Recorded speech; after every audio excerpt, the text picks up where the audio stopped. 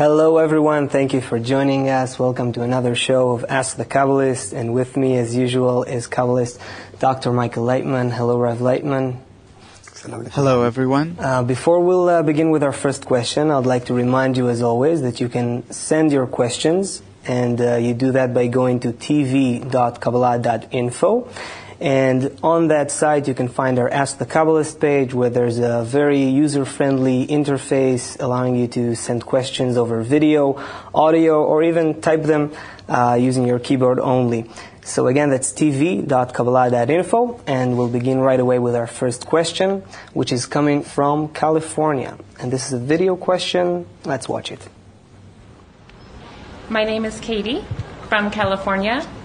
And my question is, what is the source of happiness?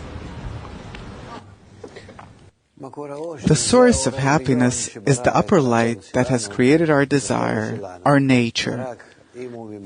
And only if it fulfills that nature can we be happy. Thus we have to learn, how can we fulfill ourselves by that upper light, by that upper abundance?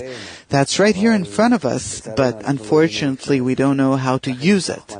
Thus there's the wisdom of Kabbalah, a very unique method, and that's why it's called Kabbalah, from the Hebrew word lekabel, to receive. How to receive all the good and pleasure and abundance which is right here, but we don't know how to attain it. But you know, this is something that every person asks, how can I be happy?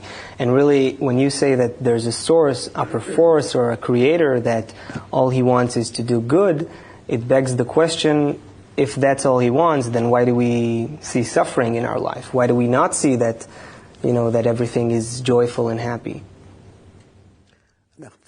We have to be hungry for it. As simple as that. What do you mean by hungry? Hungry meaning I really have to have a crave for that happiness, for that good that He wants to give us. In the meantime, we're just like babies. We want small toys, plastic dolls, plastic airplanes, to play with small plastic things, and the Creator, He wants us to grow. He wants us to reach a state where we will want real things, eternal life, eternal fulfillment. Where is all that? It's all in the happiness, but we have to want it. I want it. Everyone wants it. No. Incorrect. Why not? If you want it, you would have revealed it and got it. The only problem is the lack of desire. So we're merely developing up to the point where we'll want what we need, and then we'll get it. Let's put it this way. There are many examples that the Kabbalist Bala Sulam left us. The king wanted to give his son all of his kingship, everything. But he's a small child, he doesn't know anything, and also can't enjoy different things. He's also a bit foolish, and he can't govern the country and enjoy the power and wealth, everything in the treasure. So what do? He teaches him. He puts pressure on him in order for him to learn and grow. And then, when he's worthy, then he is being given over the kingship. So what does it mean to be worthy? To be worthy of receiving everything the king has to offer? That is exactly what Kabbalah makes out of a person. That's precisely the method of how to extend our kli, our vessel, in order to reach such a great desire and these very special, unique things which were pre-made for us and exist in the world of infinity. Eternal fulfillment, wholeness, perfection, everything. But we don't want it. We want to be satisfied by the least in the meantime. I don't need the big things. Let me enjoy the small things. And we're not let to enjoy these small things in order for us to grow. You see, you can't enjoy that, so you advance. Look, why did we come out of the caves? Well, I guess because we wanted to develop, we wanted to be safer. Why did we want to develop? Because we were not let to enjoy staying in caves. No, I need an apartment, something modern on the 50th floor with a radio and television and different things, computer and airplanes and ships and everything. What for? We've gradually developed because in each and every state we felt no satisfaction, and thus we've developed. Also now, we're standing on the verge of a spiritual development. It's a very special stage. We're starting to develop now with the question of what is the meaning in life. We've never asked that question. Unique individuals around the world, philosophers used to ask that question. Yes. Artists. Yes. And now, everyone's starting to ask that question. It's this dryness we have in life, the impatience, the lack of satisfaction, depression that's roaming the world, and so on and so forth. And that's where the question of what is the meaning in life comes from. And from that question of what is the meaning in life, we start understanding that there is truly an entirely different level of life, eternal, whole and perfect. But we have to acquire a desire for it. First of all, want that life, and in order to want it correctly, either we advance towards it by nature, which is called in its time, which means through the natural course of time, or through the wisdom of Kabbalah, which is something very easy and fast, and is called the way of hastening. Why is it called the wisdom of Kabbalah? I'm reminding you once again. It teaches us how to receive all the abundance in nature. I think that we have a question from another video question from Mark. He's from Illinois, and I think it continues the same subject. Hi, my name's Mark. I'm from Quincy, Illinois, and I would like to know if the Kabbalists could define spirituality, and is that something that I can attain in my lifetime? Only in our lifetime do we attain spirituality, either in this life or in the next incarnation. If you're already in touch with this method, then through this method, in this incarnation, for sure can you achieve spirituality.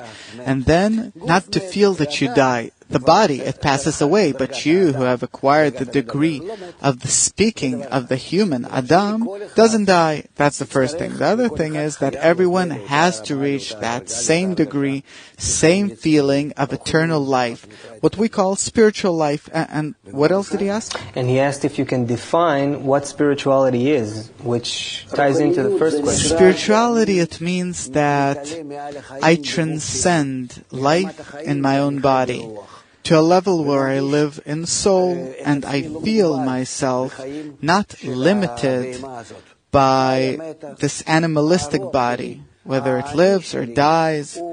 My I is in the desires and the aspirations on a completely different degree called Adam, from the Hebrew meaning similar to the Creator, truly becoming like Him, eternal, whole, above death. What does it mean to be outside of my body?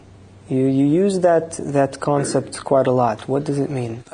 Outside my body, it means instead of receiving, absorbing, constantly being introverted, being extroverted, aimed outwards, bestowing. It's a different perception of reality. That's all we do, actually. We change our vector, the direction of our perception, and by this we entirely change the way we feel reality. And how does Kabbalah give you the ability to do it? Does it tell you how to do it? Like 1, 2, 3, you have to do 1, 2, 3? Or is there a different method here? What is the mechanism that gives you this extra perception? The mechanism, I'd say, it's comprised of two systems.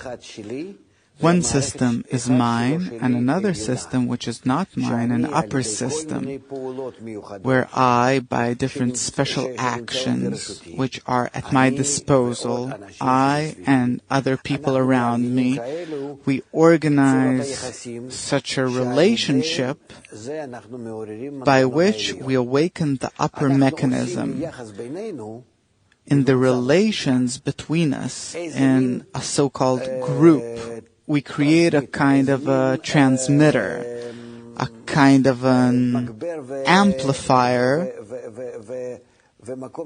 and a place which as if sends waves, sends deficiency to an upper spiritual mechanism, and from there, according to what we want to receive, we get into ourselves, amongst us, these changes, and these changes occur, take place in us, and we become spiritual entities as a result, meaning there are two mechanisms here. We, and the connections between us, create such a force that operates the upper mechanism. From the upper mechanism comes down a force upon us, corrects us, and in this loop we work in between these two systems, or the two worlds. Okay, so the method is practiced with other people in a group or in some sort of a setting of a social setting. And what is that force or that system? Can you describe it that you get in touch with? What is it? The system is the one godly force, but he is one, and thus I have to create in my realm the same essence of the one. One, it means although it's comprised of few, those few become as one. That means one. If I simply take some one thing, it's called single. It's not one. One meaning being bonded together as one. And thus I have to create such a power of connection. And by this unification, through the connection, through the so-called arvut, the mutual guarantee, to the extent to which we're connected, I awaken the upper force by that law of equivalence of form. It works on us, and it fulfills those included in the notion of the one, and thus we feel inside us spiritual life. Okay, and this is something Kabbalah says that eventually the whole of humanity should become, yes? All of humanity has to come together as one man in one heart, as it says in the Bible, like all religions say, because it's the foundation of humanity, love another as thyself, the connection among all people, and eventually everyone will come to that.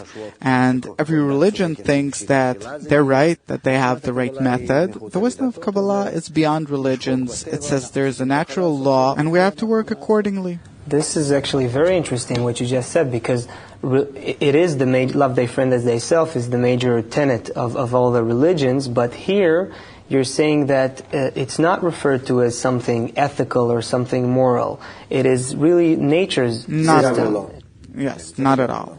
It's a part of the upper nature, the law of love, of bonding, and we have the opposite nature, the law of hatred and separation. And if we understand that in order to ascend from our terrible life to the whole perfect and eternal life is to bond, exactly like the current crisis, the whole state in the world already shows us, obliges us. Yeah, we're seeing the exact opposite. We're seeing that we're more alienated, isolated, hateful towards each other. True, but along with it, we see that we must bond, otherwise we won't be able to make it in a global, integral world. And thus, we need the wisdom of Kabbalah, if only to save ourselves in this world from different calamities, all the more that you have the ability to achieve whole, eternal, and perfect life. This sounds beautiful. I hope we can reach it soon. Undoubtedly. We have to. It's not up to us. It's the law of nature that we have to get there. The wisdom of Kabbalah merely helps us make this path easier. Okay, we have a question coming from a bit of a different topic. This one is also a video question. It's coming from Ramon Velarde from San Diego, California. It's about cloning and stem cell research. Sounds interesting. Let's watch it. My name is Ramon Velarde, and I am from San Diego, California. My question is regarding stem cell research and cloning. If and when we decide to clone a human being, would Kabbalah view a cloned human as a totally new entity with a different and unique soul, or is this new being an exact replica of the cell donor in all aspects, even spiritual ones? Thank you. Very good. Thank you for your very concrete question, and I hope I will be able to give the same answer. A, whatever we do, may we not delude ourselves that we do it. Nonetheless, it's all made from above. Even if we do things that seem to us as if against nature, we destroy nature, ecology, and so on, that's also made so from above for us to learn something by that. And the same with genetic cloning. If we'll start cloning and making copy-paste from each and every person, that's also made so from above, and that's also part of the plan of creation. We'll have to learn something from that in a good way and not such a good and pleasant way. But again, don't think that we're outside of nature and we're doing whatever we feel like. So whatever we do, it's in no such nature's plan. We are inside this bubble called nature, and we work according to all these laws, and even all the confusions and mistakes and all the good things, and everything is inside our own nature, inside what we do. And so don't think that if we'll make genetic cloning as if there's something to it, that I start being like the creator above nature or something. It's also, wait, I'll ask you something else. When a man and his wife go into their bedroom and do some of their own cloning, isn't that pre-planned on behalf of nature? Is there something special, different about it? What's the difference? That happens more naturally like a beast, and that's not so regularly. But we're acting according to the laws of nature. That's what I want to emphasize, and that's it. That's the first thing. The other thing is, with respect to the souls, no one has a soul. Ramon, can calm down. Really. No one has a soul. A soul is what we make ourselves. We correct in order to have a soul. A soul is the spiritual life, whole, perfect, eternal life which we have to attain. We only have a point, a beginning. The question of what is the meaning in life? What do I aspire for? A different life, higher than this life, beyond the mere animalistic life. And thus, even a person who is born from a man and a woman, or a man who was created in lab conditions, In some lab. Both have the same opportunity to achieve a soul. Even if I'm a cloned human being? No difference. What's the difference? You're cloned or not. You're the same beast that has the ability to achieve that part called Adam, from the Hebrew meaning similar to the Creator. Do not ascribe to our body something divine that cannot exist in a person coming out of a laboratory through genetic It's the same cloning. animal, you're saying. Even if you take the same substances from nature, you don't take something else. It's like the drop of a semen, of a male semen, enters the woman's womb and starts developing. It's the same here. We don't do anything. We merely take a stem cell. We can take any cell, even a part of it, even a part of a part, the tiniest part, and start. But that's already from nature. You're not like the Creator creating existence from absence. You're taking existence from existence. So we're not inventing anything here. True. And thus don't look at it as something strange. It's the same, simply a bit of a different form. So what? These days, we can grow a human in an incubator, surrogacy. These are things that Kabbalah doesn't refer to that as to something strange or weird. What if, let's look at this scenario, a little imaginary, but let's say that humanity realizes that Kabbalists are important for our general development of humanity. And they decide that if there is a Kabbalist, a true Kabbalist with a soul, with a developed soul in the world, they want to clone him as well. Will we have more Kabbalists that way? No? Really, what does it have to do with the body? How will you clone a soul You can't clone a soul.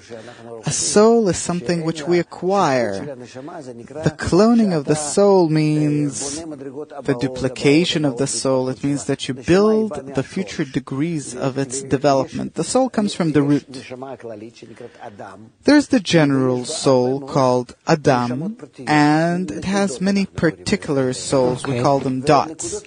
And those dots, points, we have to develop to achieve a state where each point will be connected to all the rest of the points into one system, a spiritual body, one spiritual body, and that whole body, consisting of many points, will function harmoniously as a combined, well-working, corrected system. So it turns out that each one of us takes part in the correction of these souls, and there is an incarnation of the soul. We're not talking about these bodies that we change, die, and again. No, it has nothing to do with the body. The body, it dies, and that's that. It rots, and you can burn it, or put it in acid, and there will be nothing left of it. Okay. There's no difference. It's the incarnations of the souls which exist. Those very points in that system of Adam, they have to achieve a state where they're all corrected, existing in harmonious work amongst them, and then inside that entire system amongst them is revealed the upper light, the upper force called the Creator. That's what we have to do. Thus, we needn't pay any attention to our bodies. We have to pay all of our attention only to that system called Adam, and to try and build it, try and fulfill it, comprise it like a beautiful, eternal, whole and complete Lego, and for it to be our home. No, it sounds like the whole difference is in our perception, in our attention. It's a shift in what's important to us. Do you think that we could use something like the media in our world, or something like, the press and TV and everything? Would we be able to use these tools to influence ourselves, to change our perception towards that kind of shift you're talking about? Undoubtedly. Undoubtedly. Because the media, it's a very active environment. It's very strong. Aggressive, yes. It's also aggressive, correct. And thus, to use it in order to advance humanity towards a goal that we have to achieve nonetheless, and instead of getting there through a long, hard way, to get there in a short, happy way, of course the media can help this a lot. Let's hope that there will come a time that we'll be able to work together with them, and they'll understand that in their hands they have the ability to help humanity and not do what they do today, unfortunately. Could be a real device for changing our aspirations, yes. And not only the media, but all the systems that engage in education, culture, all the things that we're inside of, meaning the environment. Of course, radio, television, newspapers, internet, to change it such that we'll hear and see there the right influence, target it. We would have very quickly revealed eternal life, perfect fulfillment, no one suffering, and in general transcending all these evil games on the animalistic living level. And of course all this depends on how will we use our environment, but that is a topic per se. Yes, indeed. Okay, I'd like to thank you very much, Dr. Leitman, for being with us. I want to thank you for watching, and I want to invite you again to send in your questions. It's at tv.kabbalah.info. When you go there, you'll see our Ask the Kabbalist page, and you can send your questions, whether it's a video question or an audio question or even a text question. We'll be happy to ask them here and ask Rav Leitman to answer them for you. So thank you very much. Until next time, all the best.